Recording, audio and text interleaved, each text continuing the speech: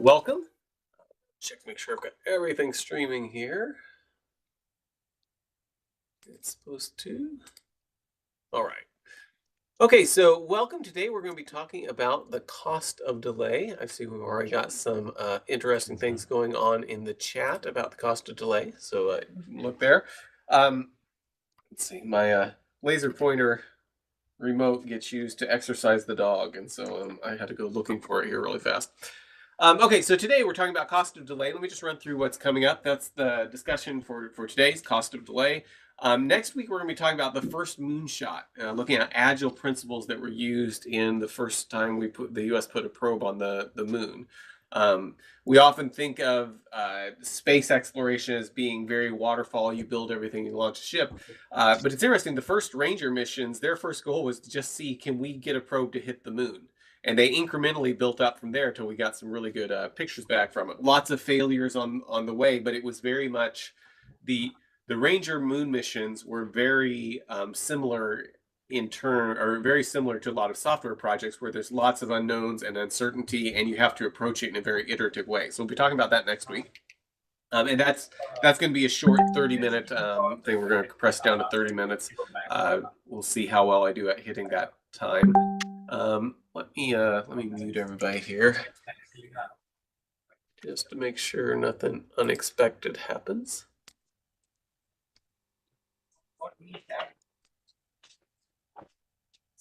There we go. Okay.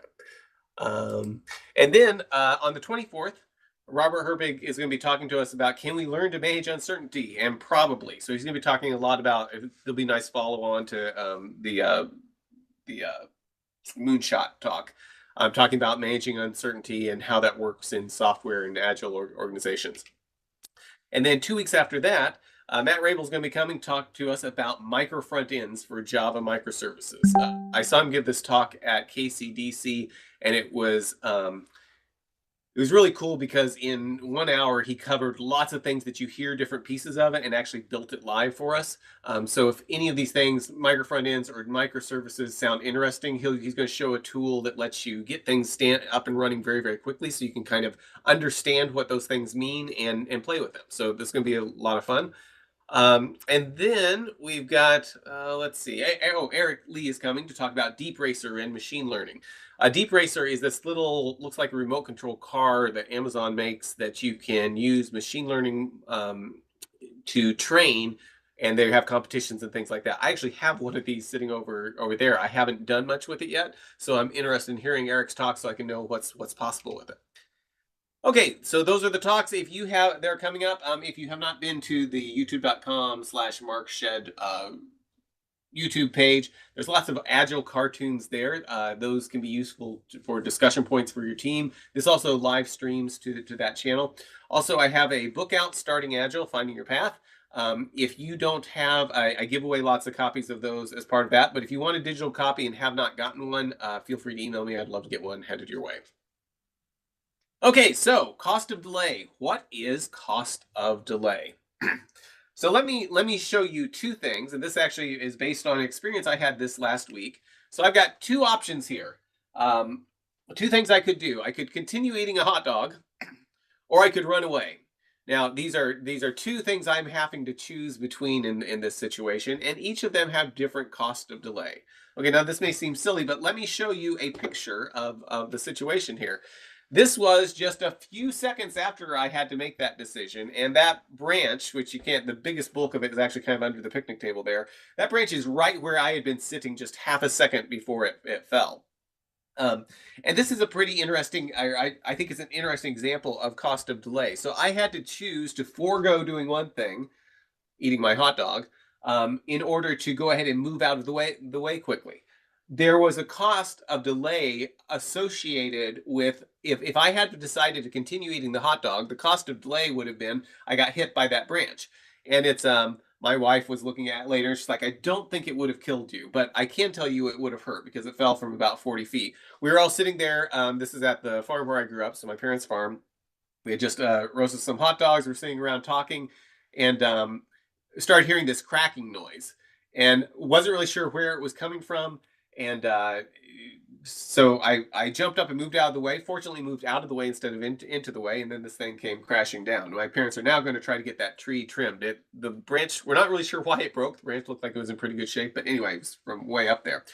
But this had a couple interesting things related to this talk. So one was, had I decided to just go ahead and eat my hot dog and I prioritized that, there would have been a cost associated with that. In this case, getting hit. The other thing that I thought was important here is knowing what the right thing to do in this situation wasn't extremely clear. My mom was sitting a little bit just kind of off screen in one of those white chairs. She ended up not moving at all. But had she decided, hey, something's happening, I need to do something now, and she ran toward me, that action would have actually been worse, right, than just sitting there. So we're going to be talking about some of these things, not hopefully not related to dodging trees, but more related to software. But what I want you to take away from kind of this is thinking in terms of you have to know that you're doing the right thing, and you have to make sure that you're not prioritizing something that's low value to you over something that would be very, very high value. So if I'm prioritize eating my hot dog over getting out of the way out of the branch, that is going to have a very large cost associated with it. In this case, could be a trip to the ER, or maybe worse, or maybe I'd be fine. My dog was actually sitting at my feet right there, and she got out of the way too. She just saw me running and was like, "Okay, I need to move. I don't know what it is."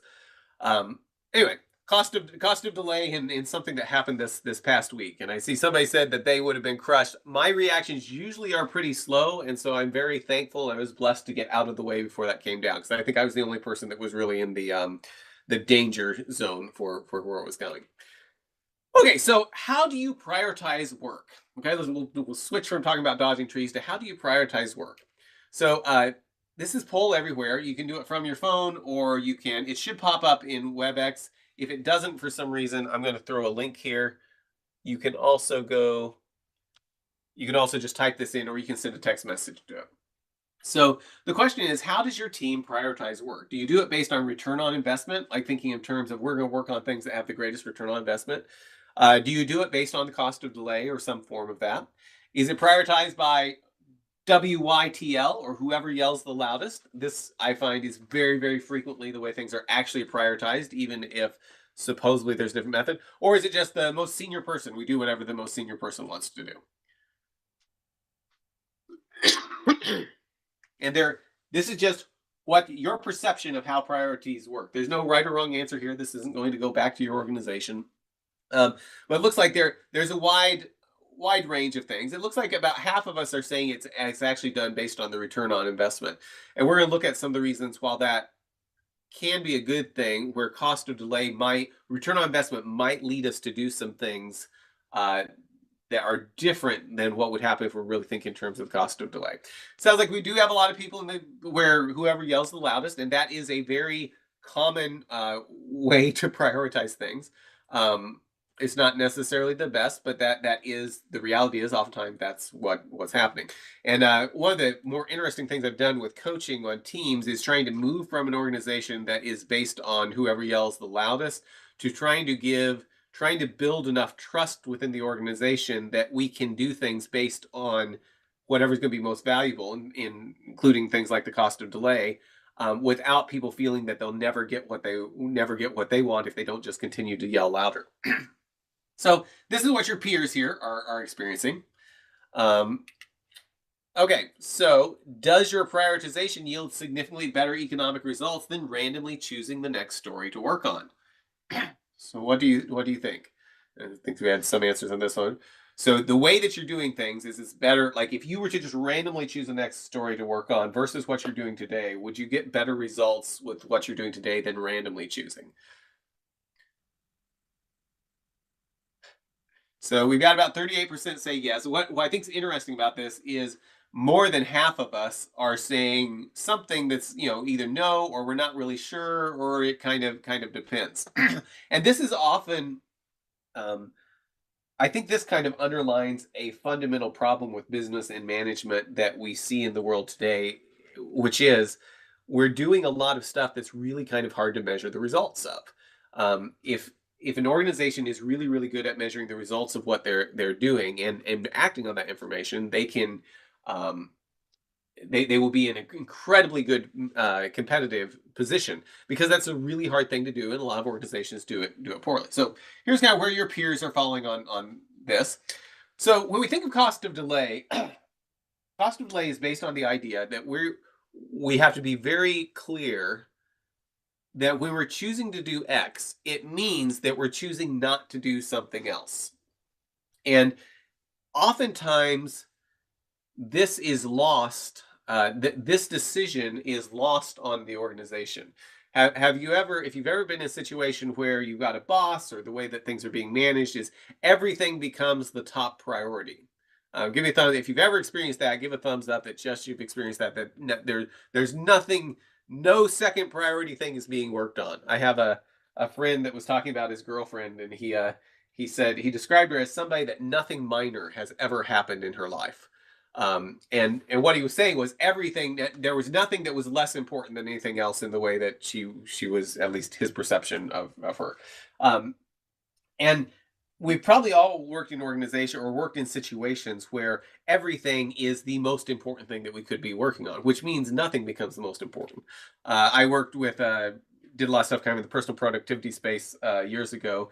And one of the big things I encourage people to do is if they're in a situation where their boss kept dropping in with the most important thing they could be working on, is actually put it up on a board. This sounds very much like Agile, right? Have it up on the board. And when the boss comes in with the most important thing, hold it up and say, okay, write it down, say, hold it up on these things. Here's the last three things you said to work on, and I'd love to work on any of these.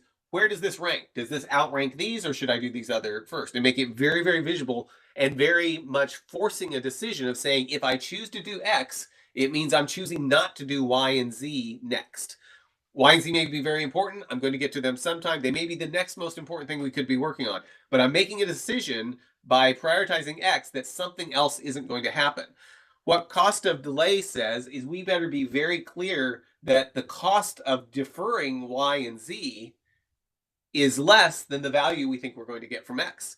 The cost of me finishing my hot dog, or the value of finishing my hot dog, would need to be higher than the cost of getting hit by the tree. In that case, it wasn't. Fortunately, I moved. The value of completing X versus the cost of not completing Y and Z. And so this type of thinking and trying to create these types of decisions and making sure that we're actually looking at the whole picture of what we're deciding to do. If I'm choosing to invest in this, I'm choosing not to invest right now, at least in this other thing, and making sure that we're not ignoring the cost of what we're choosing not to do. If we prioritize poorly, it will produce dramatically worse results. So cost of delay can it was going to show up in a couple different areas that we're going to look at. One is cost of delay in story selection. So when we're looking at story, customers asking for these three things, there probably is some cost of delay associated with if we give them this one thing they asked but defer this other thing. If that other thing that they asked for A, B, and C, well, A is really exciting, so we want to work on A. But B actually has some implications that if you don't do it, you will get sued because you won't meet some government requirement, and you're going to be put out of business. The cost of delay on B is really, really great, and we need to make sure that's factoring into what we're deciding to do. And then we're going to be talking about the cost of delay in capacity planning, which I cover this more in the talk where we look at working with external teams and how to think about teams working together and working with external services. But when it comes to looking at how we plan for our capacity, the cost of delay needs to be a factor in that. Like thinking of we don't want anybody, if we look at it and say, okay, there's one person that can deploy our code, and we don't want them to be bored. So we're going to make sure that they're busy 8 hours a day. They've got something to do every single 30 minutes they're deploying, something like that. But so we make the capacity around keeping them busy rather than building the capacity around what's the cost of delaying the teams that are waiting for that service. We'll look at that in a minute. Okay, so a simple way to calculate cost of a calculation that gets used a lot to look at cost of delay is the weighted shortest job first. So we'll have a story where we say, okay, story A will take a duration of 1. This could be 1 day, 1 week, doesn't matter, just duration of 1. These are all measuring the same thing. And the cost of not getting that done is 10. So we might do something here and say, divide the 10 by 1. That gives us a weight of 10. Story B, on the other hand, is going to take 3 units of time. But the cost of delay on that is only 5. So that gives us a weight of 1.6. And we can go on and do this. This is a way for us to prioritize based on the cost of delay and the amount of time it will take to actually complete. Because we've got something down here that will take 10 units of time to complete, but the cost of delay is very, very low. We don't want to do that before we do this thing up at the top that's going to cost us a lot if we don't get it done. So let's look at some examples of kind of how that would play out. A Basecamp is a tool produced by 37 Signals. I think they actually changed their name to Basecamp now. They produced this tool that would do for project management. And this was probably 2003, 2004. One of the big things that they were known for, so one of their developers is the person that invented Ruby on Rails. So that's kind of where they come from. But one of the things that they did with Basecamp that was like a really big deal is, you know how when you go in and you change a value and it kind of highlights it in yellow and then fades? That was something they came up with or at least popularized, and that was a really big deal, which saying it now sounds so mundane. But, 20 years ago, that was a very, very big deal. Anyway, Basecamp. They when they launched with a 90-day trial, if I remember the numbers correctly, and I think it cost about $15 a month. So they were launching this service. They had a 90-day trial, and it cost $15 per month. So the cost of delay of the billing functionality, because when they launched it, I took the team I was working with to Chicago, and we went to their offices one time and kind of got a little bit of a tour of what they were doing, and they kind of walked through their approach to software development. And one of the interesting things that they told us is that when they launched the product, they did not have a way to bill. They couldn't actually bill anyone. Because there's 90-day trial, maybe that wasn't so big a deal. So let's think about this. Say, what is the cost of delay of billing functionality? Well, let's go ahead and look at it on our graph here. So let's say they launch in January. In January, they've got 10 customers. And so there is a cost of delay of not billing those customers. And then in February, they've got 100 customers. In March, 1,000 customers. In April, 10,000 customers. So what is the cost of delay of doing this? So let's go ahead and say, so somebody type in, what is the cost of delay of not having billing functionality in January when they launch and they've got 10 customers? Somebody type in the chat, see what you think. 150. Okay, so 150 sounds like the right answer, right? Because we've got 10 customers, it's $15 each. But keep in mind, there's a 90-day trial period. And so that has to be factored in as well. So the 150, eventually those 10 customers are going to be, if we are not able to bill them, will cost $150. But for day one, first month, it's actually going to be 0. And in February, what's the amount? Well, in February, the amount would still be 0 because we're still within the 90. Then we get to March, still going to be 0. When we get to April, that's the first time that we could potentially bill those first 10 customers if they're still around. So if we have not lost any customers, then now we're to the point that the cost of delay would be $150. And the point I want to make with this is as we go down through this list, it would be very easy for us to assume that the cost of delay of billing is really, really important up in January. We need it in order to bill people. Well, we can't take advantage of that. There's actually no cost of delay till we get down here to April. And then when we do get to April, if we say, oh, we've got 10,000 customers, the cost of delay is going to be 10,000 times $15. That's not true either, right? It's however many customers we have back from January that are still there.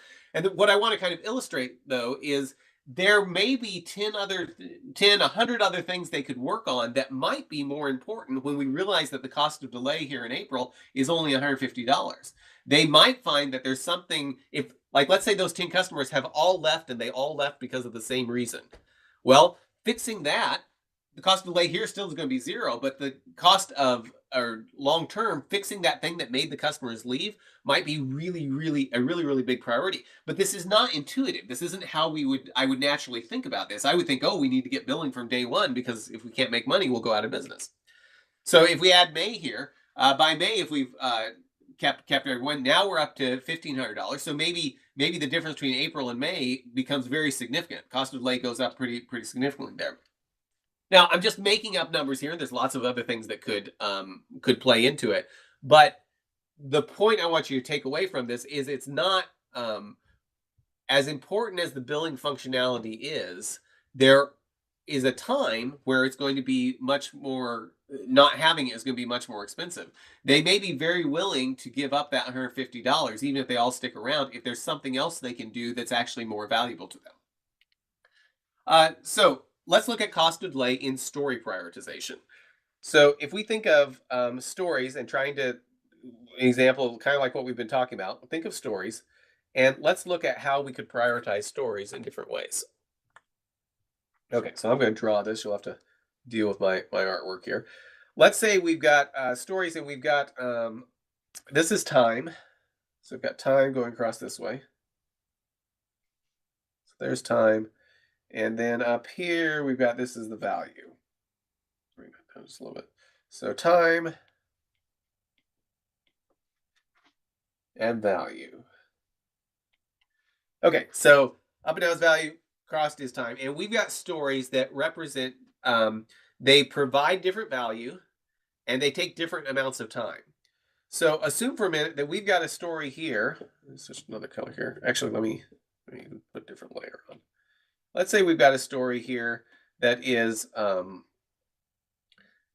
it doesn't take very long to do. Actually, I'm doing this the wrong way. Let's see. It's a story here that takes, it takes 3 units of time to do. Oops.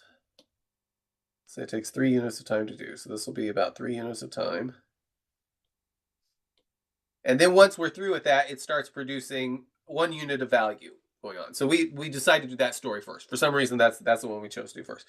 Then we've got another story here that takes 2 units of value, or will produce 2 units of value, and only takes 2 units of time to do. So I've got my value here of 2, and I've got my time it takes of 2 right there. And then we got another story, and this story will take 1 unit of time and will produce 3 units of value. So like this. Okay, so when I get to the point, color, when I get to the point right here, this story is going to start producing, I'm going to draw it out here, 1 unit of value for every unit of time. And then when this one's done, it's going to produce, now I've got 3 units of value for every unit of time being produced, like that. And then when I get out here, I've now got, I'm going to draw this out like that. I've now got all this value being produced over here. So I can look at this and say, okay, by the time I finish all these stories, I'm going to get 1, 2, 3, 4, 5, 6 units of value for every unit of time that passes. Okay, so that's one arrangement of these stories. So now let's look at all of the stuff over here on this other side, though, is the cost of delay, or how much it's costing us to defer. So this story right here, this area, I am deciding, by deciding to do this story, this story first, I am creating a cost of delay here of 2 units of value for every unit of time. So 6 units total here. So this is the cost of delay for this story right in here. And so this prioritization is choosing to accept the cost of delay of that square story in order to get the long rectangle instead. So let's look here and say, what if I approach this there? What if I look at this and say, you know what, I really want to minimize, actually, let me show you the whole thing here. Just realized I left out part. So all of this here is cost of delay, right? All this area right here. And if I decide I want to minimize the cost of delay, I could rearrange these stories in a different order. So instead of having all this kind of orange stuff that's the cost of delay, I'm going to switch that. So let's try looking at this in a different way. And in this case, what I could do is I could say, okay, well, the story here that provides me the most value in the least amount of time seems like maybe what I want to start with. So I'm going to come here and I'm going to say, okay, I want to do the thing first that takes 1 unit of time and produces 3 units of value. And then I'll start earning return on investment right there. And then after that, I'm going to do the next one that takes 2 units of time and produces 2 units of value. And then after that, I'm going to prioritize this other one that produces the least amount of value per unit of time, but takes the longest time to actually do stuff. And if I do it like that, I'm now looking at, see how much smaller this is.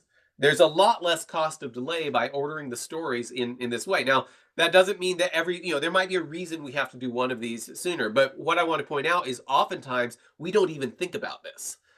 We don't even stop and say, am I doing this in an order that's going to be actually helpful? Or am I doing it in order just whoever yells the loudest, whoever was senior, and maybe we haven't even talked about it, or we don't even have a way to quantify this and have this type of discussion with the organization. So in this particular place, we've ordered things based on doing the thing first that has the smallest cost of delay. In this other situation we had here, we actually ordered it in a way to where we put the things with the greatest cost of delay first. The things that had the greatest, or I'm sorry, the things that had the greatest cost of delay, we deferred those. So we incurred the most expense. And this is where I like this graph because it forces us to think about both sides. We're often really good about thinking on this side over here and saying this is the return on investment. Whoops. Thinking in terms of this being, hang on, I'm having trouble here. It's a new tool and I don't know what I'm doing with it yet, evidently. Okay, there. So we're really good about thinking about this in terms of the ROI. And this is usually what people are thinking about when they think about the return on investment for things. But we also need to think of the cost of delay over here, because if we don't think of the cost of delay, we will have trouble being competitive if we're not also thinking about the cost of delay. Now, one thing to think about in the very, very long term, return on investment may be the most important thing, right? Because that's how much we continue to earn as we continue to go. On the other hand, sometimes things we think will produce a really good return on investment don't pan out, or the market changes, or whatever. So anything we can do to minimize the cost of delay here is going to benefit us in our ability to be competitive and serve the needs of our customers. Does that graph make sense, right? I'm curious, have you guys seen this before? Other than, is this a new thing? Thumbs up. Guess you've probably seen it. Okay. And I would encourage you to, if you're having trouble figuring out how to prioritize something, draw this out with your team. Because if you, Jeff says not in graph form. So I think this graph makes a whole lot of sense. And you can, if you're trying to figure, if you can't decide what's more important, actually make sure your team understands this and says, okay, what shape is this story? How would we shape this story, and how does it compare to these other things we're trying to prioritize? And you'll probably have some disagreement on how long it's going to take and some of those things. But that's a good conversation to have. And you may not arrive on exact figures, but if you can get some idea of what the shape of the story is, you can have really productive conversations around how you need to move forward. Okay. Next, somebody trying to say something?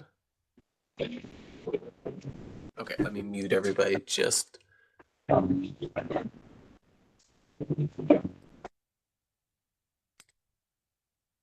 Okay, I see a question. Does the value effort pick largest always solve this correctly?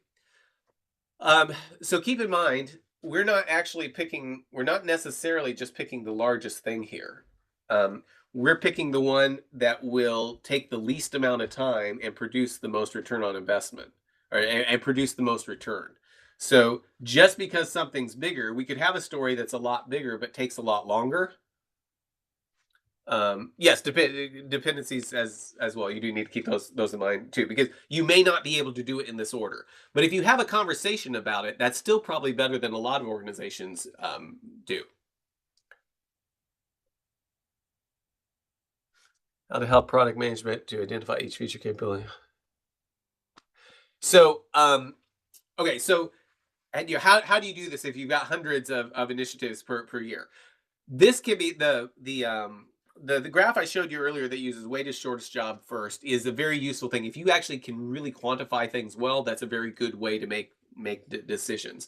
I find for a lot of stuff, if you can just get people thinking about these things, you'll solve 90% of your problem with 10% of the amount of effort. And you may not have a good way to quantify it. So, good question here. How do you go ahead and quantify or deal with product management on this? What I'm going to suggest is if we're able to really get our story sizes small, and if we get really, really good at that, this becomes a whole lot easier. If we're dealing with long running stories, things that are going to take a month to deliver versus where everything usually we can deliver an increment, or we can deliver something all the way through that the customer can use in 2 to 4 days, and we're prioritizing those things, it's a lot easier because you're not dealing with something that just is going to take a long time. So if you can get your story size down small, then you get to the point where the time value of how long it's going to take to do everything is about the same, and then you can just focus on the values. That's one way of thinking about it. Now you may not be able to do that always, but that can be a useful goal to try to do. Okay, so let's look at another thing here. So let's say we've got things that the green is going to represent things that have a really low cost of delay.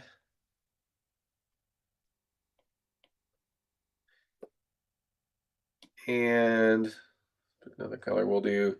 Yellow is going to be medium cost of delay. And then we've got stuff, use this color for high cost of delay. So here's an example. I actually just went through this example with somebody yesterday. I was working with a large bank, and they came and they needed something. This was before COVID. They had their internet site, and they were wanting to have a way of showing messages at the top when you logged in the internet site. And they had a lot of really, really good requirements. The person that put the requirements together had done an excellent job. So they had a very, very well thought out list of things they wanted to do for this notification, and it was all very high priority. So this was in intranet portal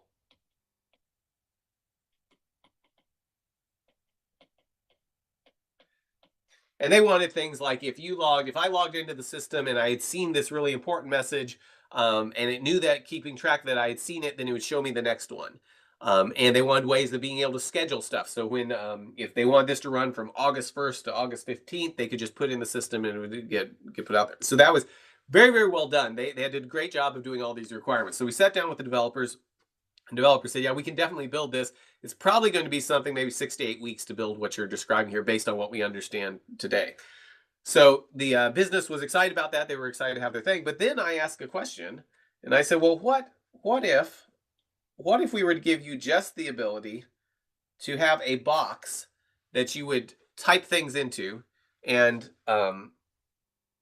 you could type things into, and it would show up at the top. So what we did is we ended up breaking down, and of all the things they wanted, we found out that one of the things that they were describing they wanted was these multiple messages, which was something that was very important to them. The multiple messages. But as we talked to them about it, we found out that not being there on day one was not a big deal. If they could put one message up, that was actually very valuable to them. And so then we started asking about, well, what about the multiple types? You want all these messages of multiple types and stuff. And we found out that was also very important to them. But it was also something that that if they didn't have it on day one, the thing that was really valuable to them, or the thing that they were saying was really high cost of delay, was the fact that they couldn't put messages up at all right now. They didn't have any way of adding a message to the top of it. So what we did is we determined that right here, the thing with the highest cost of delay was just a basic notification.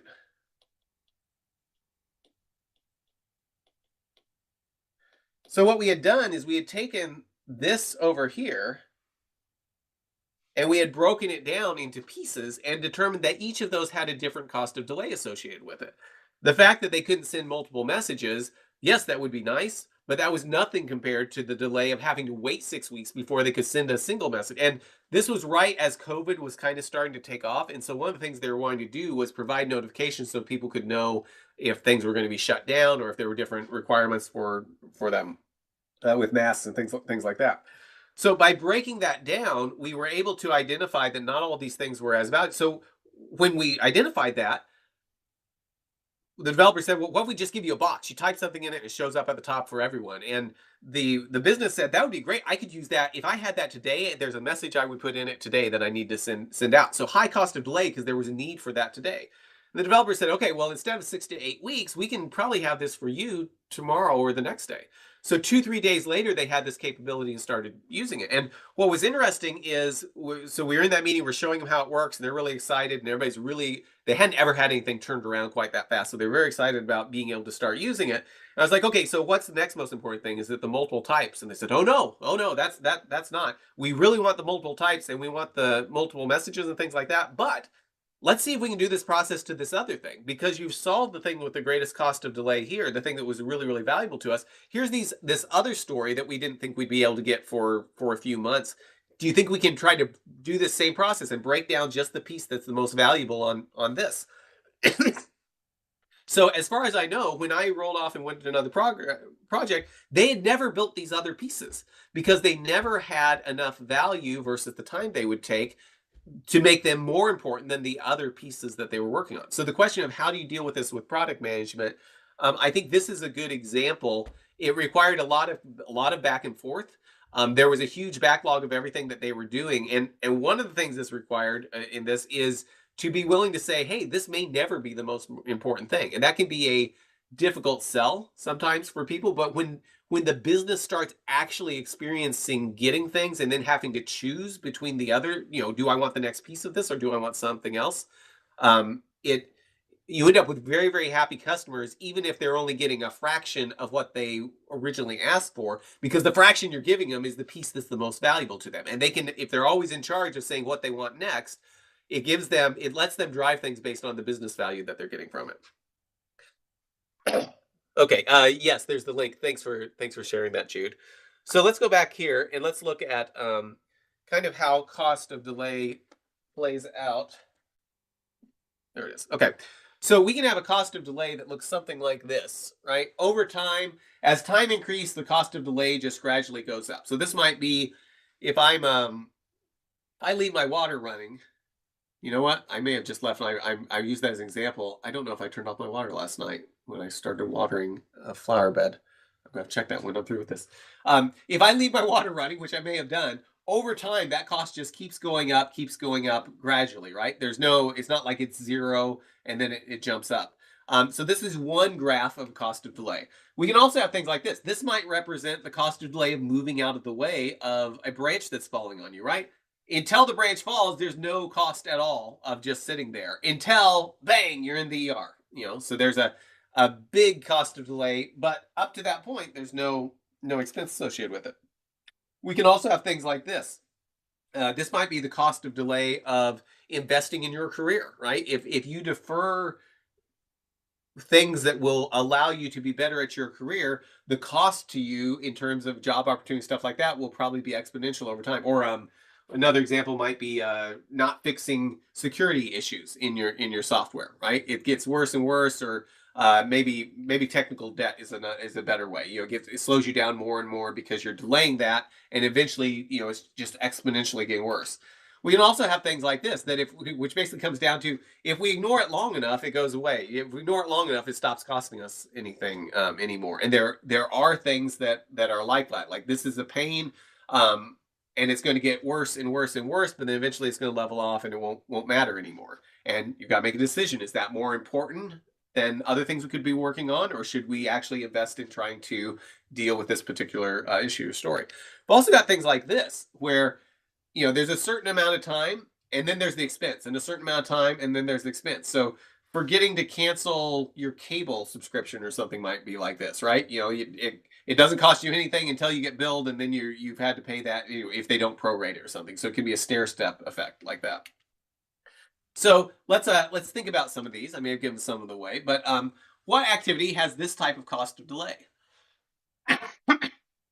Is it canceling your Netflix subscription? Dealing with termites or turning off lights that aren't being used? Just link it if you haven't seen it. So yeah, I would say this one most likely is going to be in terms of because the lights, with lights, you're going to be gradually paying more and more. It's going to be accumulating. So you pay at the end of the month, but it will, if you turn off the light, it's going to stop at whatever point it is. So it's more of a linear growth. Dealing with termites is probably something where you're going to see not much at the beginning, and then it will start growing exponentially till your whole house falls down or something like that. So the one I was thinking of here was canceling that. And there's lots of ways to look at these, so I'm presenting my view of how these are. And it's not really important to be exact. If you come up with a different answer on these, that's fine. The point is, these are the types of discussions you may need to have with people when they're trying to prioritize a story, and you're thinking, you know what, I don't think that impacts us for another 3 months. Is there something else we should work on before that actually will have a bigger cost for us? Which activity has this shape of cost of delay? Folding laundry, so delaying folding laundry, fixing technical debt, doing mandatory security training, canceling Amazon Prime.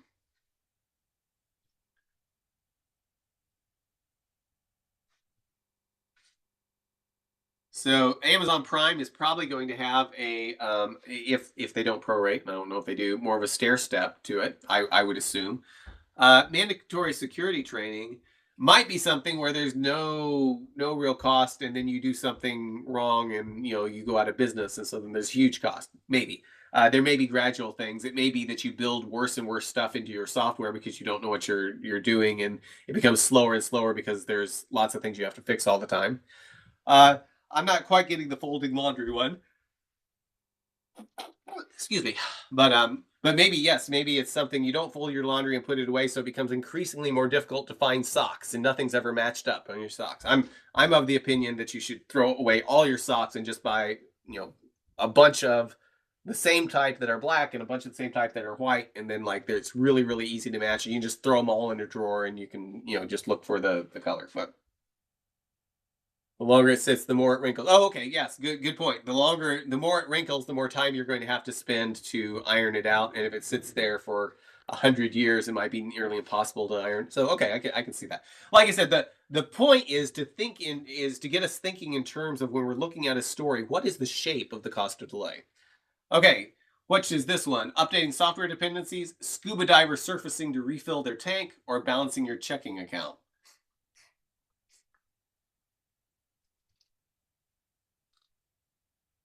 So I would probably fall into the scuba diver surfacing to refill the tank. I could see a balancing the checking account because it doesn't cost you anything until you have an overdraft, and then you have all kinds of fees, so the cost just goes up there. So you could probably make a case for that as well. But the scuba diver, it's not really a big deal till he runs out of oxygen, right? He's going to delay that. Now, on the other hand, let's say the scuba diver goes down and immediately is like, oh, I've got this task. I need to get oxygen. So he prioritizes going back up when he's still got 95% of his oxygen, and does that story before he does whatever he was diving in the first place for. So that's not productive either. He needs to not wait till the very end, but there is a reason to put off resurfacing to do the task of adding oxygen. Okay, so which of these, that might be hard to see, is leaving on unnecessary lights? So in lots of places, if it's just a linear billing, then A is probably the most likely one. I've been in places, there are some places where they charge you more the more electricity you use. Usually it's a tiered system. I believe when we were down in Mexico years ago, they had more of a multiple tiers, so it would have actually looked a little bit more like C. Okay, fixing security scans. What might that look like?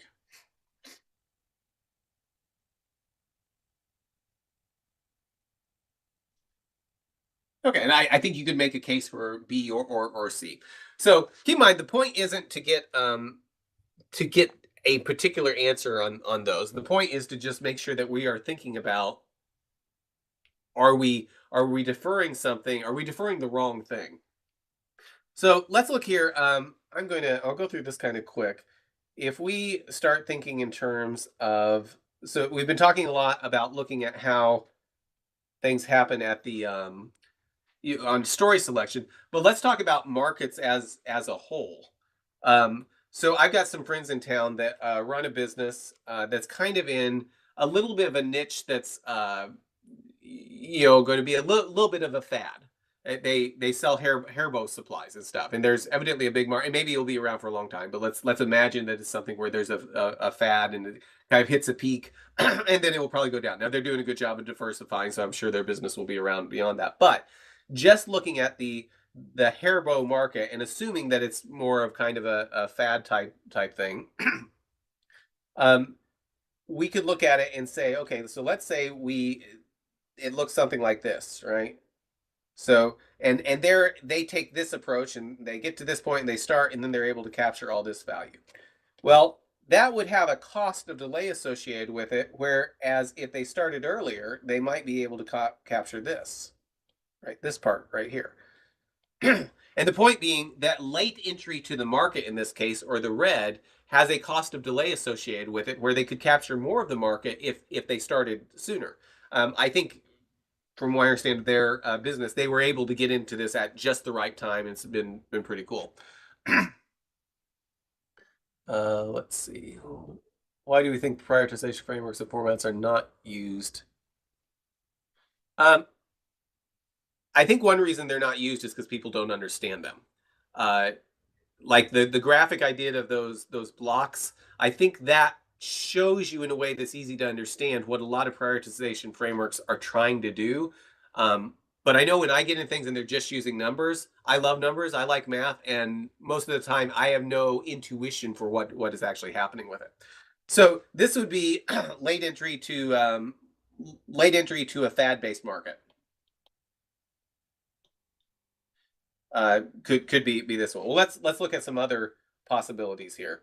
So what about something where think of something kind of like a way to send money to different people. So think of something like PayPal or Venmo or some of those things. Well, if they waited, if a company waited to get into that market, so let's say they did this and then they were able to capture this, whereas somebody that was able to start sooner might be able to capture more like this, right? There's still the same amount of market, but if they started sooner, they were able to capture more. So PayPal probably kind of did this. So most people I know have at least familiarity, have used PayPal. A lot of the ones that came along later, now they've got some competitive advantages, but if everything else was equal, they might only be able to capture what the red amount might be able to do there.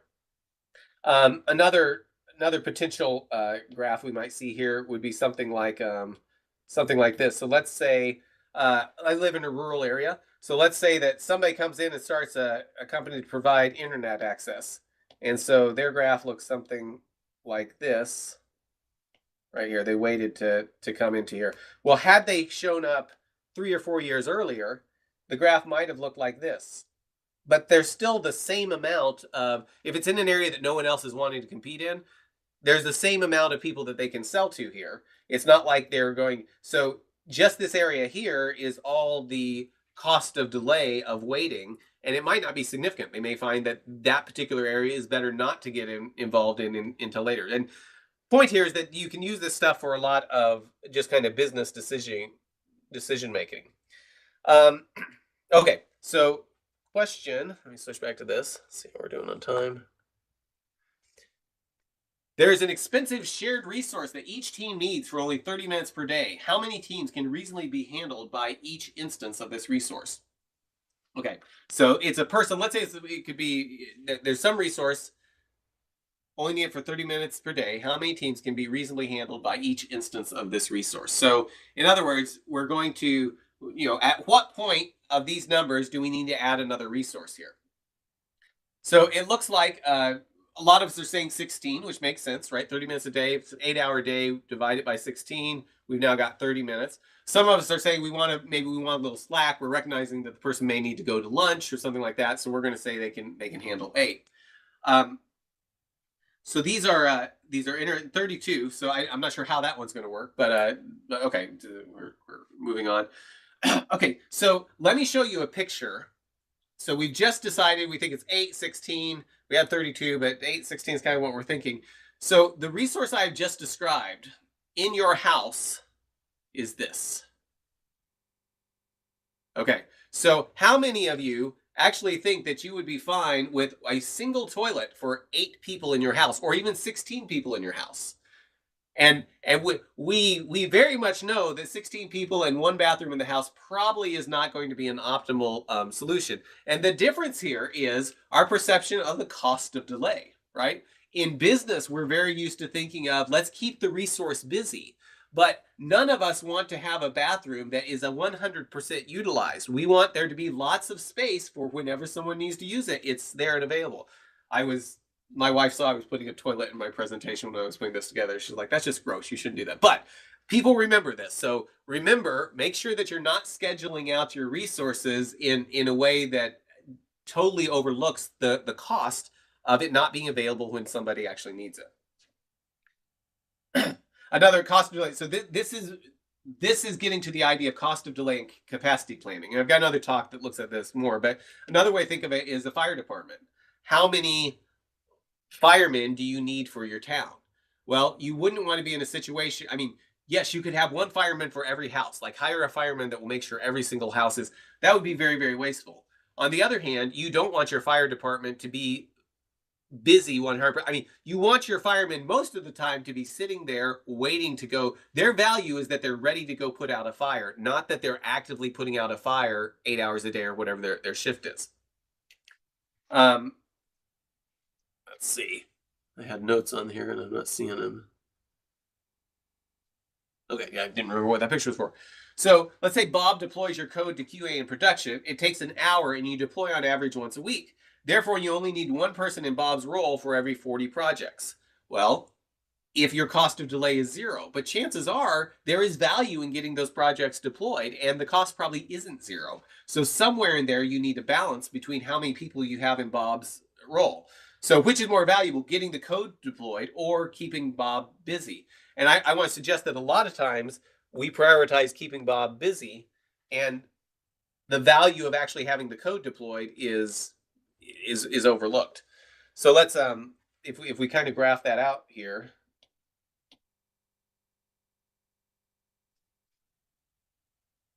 And it's actually I need a new. So in this case, we've got here's the cost. Oops. We'll just call it dollars. And here is excess capacity.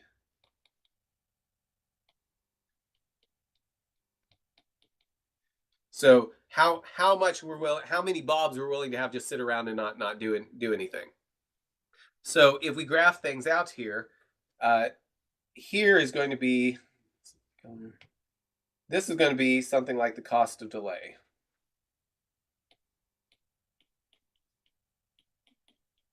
So the cost of delay here, so let's say right here is where we've got a Bob assigned to every single team, right? You know, he's just they're waiting for that 1 hour a week when he works. Or it could be we've assigned a fireman to every single house. You know, they're just there watching every single house. Well, the cost of delay in that case is really low, but that's countered by another cost, which is going to be the cost of excess capacity, which is going to look something like this.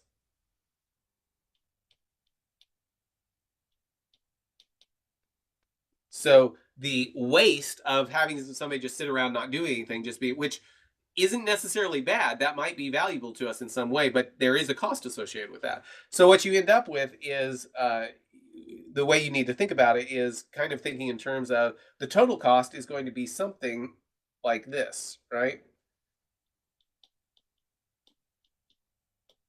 So we probably want to be somewhere in this range right in here, where we're balancing the cost of the excess capacity with the cost of delay of not having capacity available when we need it. So those are some thoughts. Somebody was asking if we've got a recording. Yes, I think you got the link to this. I'll look over that. Just like the value of support teams at the ready is more valuable than keeping them busy every minute of the day. Yes, it's often very hard for organizations to recognize that having somebody available to do something is sometimes what's really valuable, more so than having that person busy all the time doing whatever the thing is. And these are some hopefully some ways to kind of start having conversations around those types of things. Okay, cost of delay quiz. I think we can get through this in 5 minutes. Here's the link. We're going to be competing for a copy of Productivity Making the Difference. This is a book, a bunch of things. I mentioned I did a lot of stuff in the personal productivity space. So lots of things related to how to be more productive, not necessarily directly related to software, although there's some takeaways from that there. Anyway, we're giving away a copy of this, so join and we will do our quick answering questions. And I encourage you to participate in this because I know for me, if I watch a video or hear a talk on something, I will remember a small percentage of it. If I actually have to interact with it in some way, I remember a little bit more. And if I have some type of thing asking me questions, I'll remember much, much more. So this can really increase the value you get from these talks. So what situation is best represented by this cost of delay? So based on the things that I say, keep in mind this is from my perspective, would it be delay in learning new technologies, delay in turning off a stove burner when you smell it's letting out gas, I think is what that was supposed to be, delay in taking vitamins, or delay in learning how to read and write? 2 seconds remaining. And yes, delay, I would think this is most related to delay in turning off a stove burner when you smell it's leaking gas. You wait, there's not really a problem until something ignites it and then your house blows up, and then you've got a huge expense. Okay, there's the leaderboard. Moving on, which two things operate in tension to impact the total cost? Is it credit card processing versus purchase order, fire trucks versus firefighters, external versus internal inventory, or cost of delay versus cost of excess capacity? So two things are kind of operating in tension. 3 seconds left. And yes, the cost of delay versus cost of excess capacity. So we can pay for a lot of excess capacity, which will lower our cost of delay, but we don't want to. There's a balance there that we need to reach. We don't want to have such a high cost of delay because we're not spending anything on excess capacity, but we also don't want to overspend on excess capacity to the point that it's not really. It's dramatically over what we're benefiting at that point from the cost of delay. Okay, top spots, Chris, Dennis, and then guests, Tom, C, Brian, Kendall, and some more guests. Very good. A story with high blank may be split into multiple stories with blank cost of delay. So high entropy may be split into stories with internal cost of delay. With high cost of delay may be split into multiple stories with different cost of delay. With high distractions may be split into multiple stories with tremendous cost of delay. Or with high cohesion may be split into multiple stories with inherent cost of delay. And the answer is yes. A story with high cost of delay may be split into multiple stories with different cost of delays. And then it lets us prioritize things on a more granular level. Chris Dennison, guest 915, still in the top 3 spots. Moving on. What is the cost of delay for billing functionality on a newly launched product with a 90-day free trial? Billing functionality on a newly launched product with a 90-day free trial. So is it 0 cost of delay at 89 days, $150 cost of delay at 15 days, $450 cost of delay at 75 days, or $15 cost of delay per user per week? And yes, 0 cost of delay at 89 days. And the point of this is just make sure that we're actually looking at everything that factors into the cost of delay. The $15 cost of delay per user per week does sound right, but keep in mind we've got that 90-day free trial, so it makes it a little bit different. Okay, leaderboard's still there. What cost of delay might this represent? Delaying to fix technical debt, particularly what did it represent when I was discussing it? Delaying checking your bungee bindings, or delaying canceling your cable services that you don't use, or waiting to replace your furnace filter. What cost of delay would have a stair-step effect like this? And answer is delaying canceling cable services you don't use. Interesting, that didn't look like it Got anything? Okay, cool. Same leaderboard, I guess. How many more? Okay, I think this is the last question. Oh, have you attended any of Mark's Lunch and Learns? Well, you probably have because you're here. So, oh, okay. Yes, you shared the Lunch and Learn invites with your coworkers, or you're keeping these Lunch and Learns a secret. I can't remember if both of these are right, but you can choose the answer that you think I would probably want you to choose. Actually, I'm not sure why this one is here. I evidently copied something that wasn't supposed to be here. So let's skim through these real fast. Oh, it's not letting you do anything now. Okay, there we go. Okay, we got the leaderboard. Some of those questions I guess didn't count, but that works. So very good. So Chris, Guest, and Dennis, you guys own 3 top spots. If you want to send me an email address and your address, I will get copies of this book sent out to you. Oh, you can't see me now either, can you? I'll get copies of this book sent out to you. I'd love to get this in the mail. So Chris, Guest 915, take a picture of your screen. It'll say that you won, and I'd love to do it. Chris is going to pass it on to the next person. So Tom, if you don't have one, go ahead and send it. You're the 4th person on the list. Chris is gifting his copy to you. I think I've got one of those too. You do? Okay, I've given away lots of these. Okay, yeah. Kindle.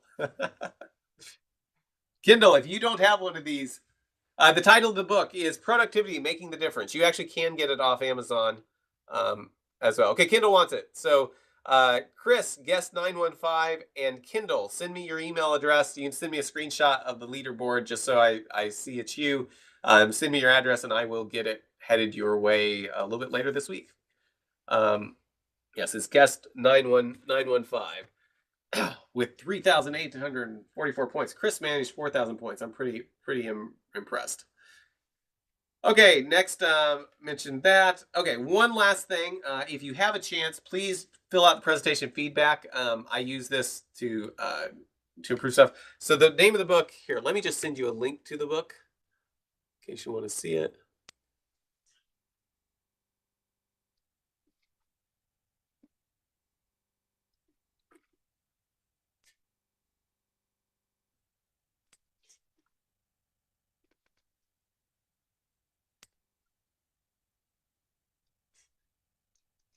So here is a link to the book. And thank you, everybody, for coming. I'm going to stick around for a few minutes if anybody's got any questions or wants to chat about anything. But hope to see you next week. So here's the book on Amazon. I'd encourage you to just keep showing up for Lunch and Learns, and you'll probably end up winning one at some point because we give away a lot of those. Stop streaming.